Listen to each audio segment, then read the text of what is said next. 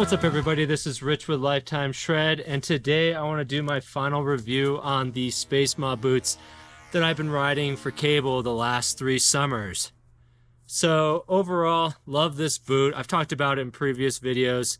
I think it strikes a great balance between, feel and functionality, as well as having a removable liner that's very comfortable, easy to use.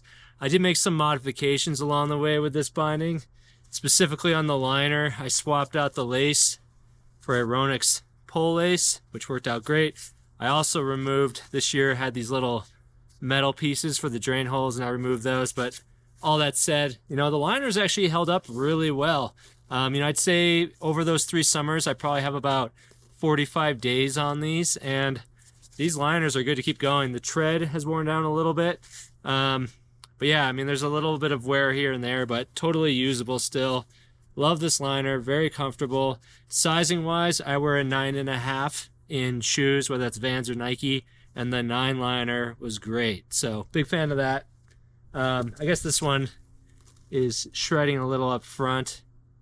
Now the shell on the outside looks pretty good still. I think you can see, there's some creasing here. I've had to replace a couple of the gummy straps that have torn. Ended up just kind of ending with these neutral colors. But yeah, all in all, the exterior of the shell, and it's kind of weird too, there was a little bit of crackling. I don't know if you could see that down here, but that never really did anything. I think it was just cosmetic. The shell's good. It is soft after you break it in. But where things really went wrong with this binding and why I ended up getting a new pair recently is the inside here. So I'm going to remove this tape I have in here and show you what we got going on in there. But really what ended up failing me on this boot was the inside of the shell. So I don't know if you could see this, but let me just pull those straps back.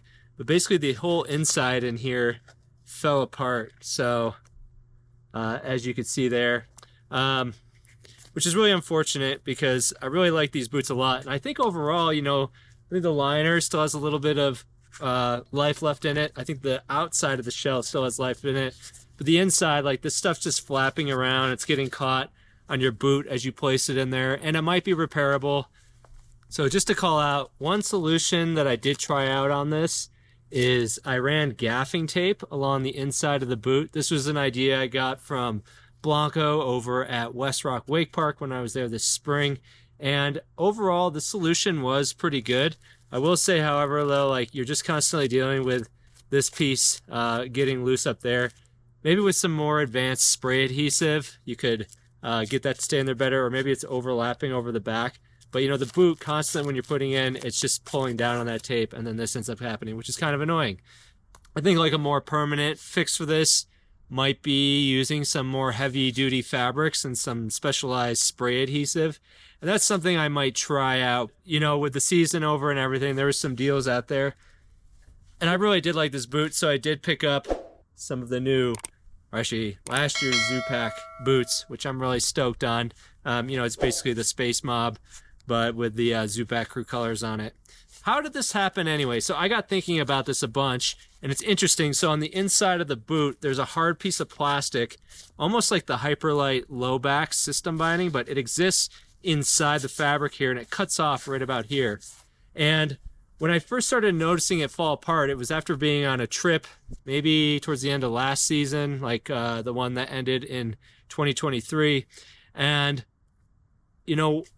one of the big mistakes that I think I made is when I traveled with this in my board bag, I didn't have the liner in it. So the weight of things pushing in the board bag smushed this down like this, and then over time, I think that made this material on the inside break down from getting creased because it didn't have the liner in to support it. The other thing that I could have done as well is taken the bindings off when I travel and put the boot in them. I think, if this was on its side and had the liner, in there, that it would have given it good structure and it wouldn't have been just doing this all the time. So I will say, if you rock the Spacemobs or the Zupacs and you travel, or even if you're just throwing your board in your car a lot, if you can avoid allowing this to have nothing in it and getting smashed down, I do think these bindings will last a lot longer. I do think I'm going to try to repair this somehow and put it on an extra board, because I mean, this is my favorite of all the Spacemob colors that they've ever done. I just think this is such a cool, just the ode to like the NASA spacesuit colors. Maybe they'll get another life after I experiment more, because really the right boot isn't too bad. It's mostly this left boot that's got this going on. I think any boot you use, you know, I had about 45 days on this. They do get shredded. I think there's some great proactive measures you could take to prevent them from getting messed up. And namely with these, like travel with the liner in the shell, and then consider taking them off your board so that they're not getting squished down like this over and over. And I think they'll last a lot longer. But yeah, with that said, that is my final thoughts on the 2022 Spacemob binding. I love these bindings.